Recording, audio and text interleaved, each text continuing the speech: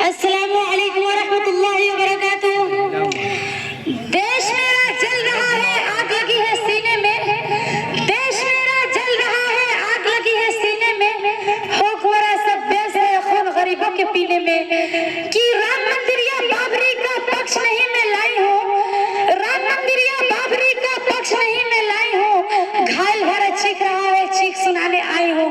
परम आदरणीय सभापति महोदय, मंचशील निर्णय मंडप समिति एवं उपस्थित मेरे प्यारे साथियों, मैं आरक्षी सूफिया सुल्ताना आप सदन के राय से असहमत होते हुए वक्ता विपक्ष में अपने विचार प्रस्तुत करूंगी। महोदय, हाथ दर्द से तब गुजरने लगता है जब मेरी आंखों के सामने ताज, पुलवामा और छत्तीसगढ़ में शहीद हुए जवानों के शत विशत अजली शरीर के टुकड़े, रेत के टीलों से ऊपर जाती लाशों का ढेर और कश्मीर के खून से सनी लाल रंग के सड़कों का दृश्य सामने आता है। महोदय, इस पर बदबख्ती महोदय का कहना ये कि मानवाधिकारों का पालना करते हुए देश से उद्धारवाद को समाप्त किया जा सकता है।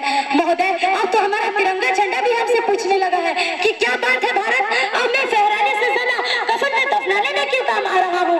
महोदय, हृदय तो उस वक्त ही फट गया जब बूढ़ी माँ अपने बेटे के चित्र को देखकर बोली, साहब आप तो धरती में 1 इंच भी कम नहीं लेते और मैं आधा शरीर कैसे ले लूं।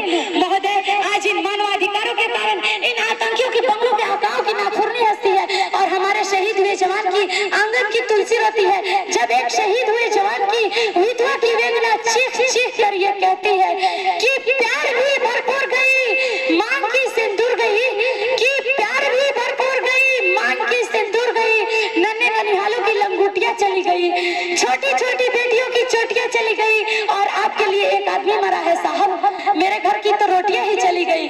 महोदय, किसी भी युद्ध को जीतने के लिए पहल करना सबसे ज्यादा आवश्यक होता है, क्योंकि इतिहास गवाह है कि पहल करके बड़े बड़े युद्धों के परिणाम बदल दिए गए हैं। महोदय, आज इन मानवाधिकारों के कारण हमारे देश के जवान अपनी ड्यूटी पर खड़े होकर भी आज इन मानवाधिकार से डरते हैं, क्योंकि वो जानते हैं चाहे किसी उग्रवादी की राइफल से निकलने वाली गोली को ये तय करना पड़े या न पड़े कि वो किससे लगेगी, लेकिन हमारी राइफल से निकलने वाली हर गोली को ये निर्णय लेना पड़ता है कि चाहे वो किसी दोषी को लगे या न लगे, परंतु किसी निर्दोष को नहीं लगना चाहिए।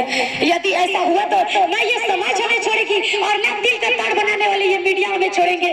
महोदय, मानवाधिकार के तुल किसी भी जवान को युद्ध के मैदान में दबाकर छोड़ देना कोई वीरता नहीं बल्कि एक आत्महत्या है, क्योंकि महोदय, फूल को श्रृंगार दो ये मुमकिन नहीं, फूल को श्रृंगार दो ये मुमकिन नहीं और एक वीर को झंकार दो ये मुमकिन नहीं, जो हाथ बांध सेना के मानवाधिकार का पालन संभव नहीं।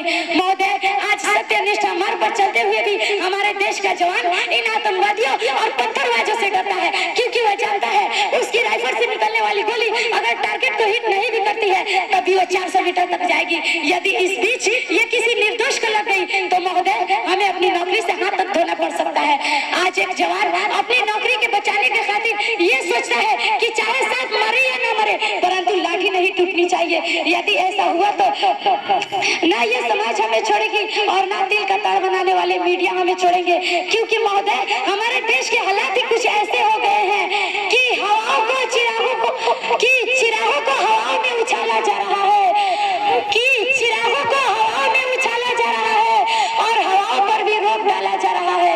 और हमें तो एक बुनियाद है अंतरिक्ष सुरक्षा की, और हमें तो एक बुनियाद है अंतरिक्ष सुरक्षा की, और हमें ही नौकरी से निकाला जा रहा है। महोदय, जब पुलवामा में 44 जवान शहीद हुए और छत्तीसगढ़ में 76 जवान शहीद हुए तो कोई भी मानवाधिकार की दुहाई देने वाला हमारे पक्ष में आकर खड़ा नहीं हुआ, परंतु जब JNU विश्वविद्यालय भारत के देशद्रोही के द्वारा भारत तेरे टुकड़े होंगे तब सारे मानवाधिकार की ज्ञाता आकर उसके पक्ष में खड़े हो जाएंगे।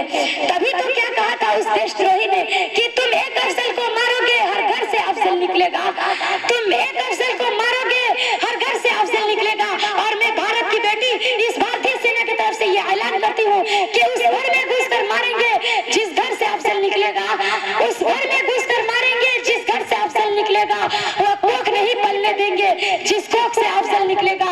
और उठो देश के वीर जवानों, तुम शेर बनकर दहाड़ दो, और उठो देश के वीर जवानों, तुम शेर बनकर दहाड़ दो और एक तिरंगा झंडा उस कन्हैया के सीने में गाड़ दो।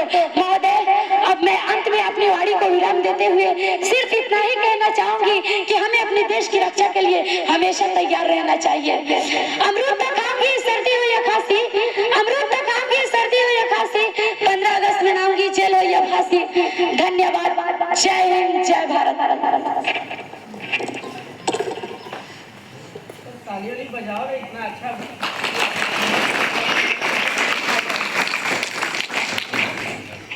इतना बात हुआ है, पता है तुम्हें?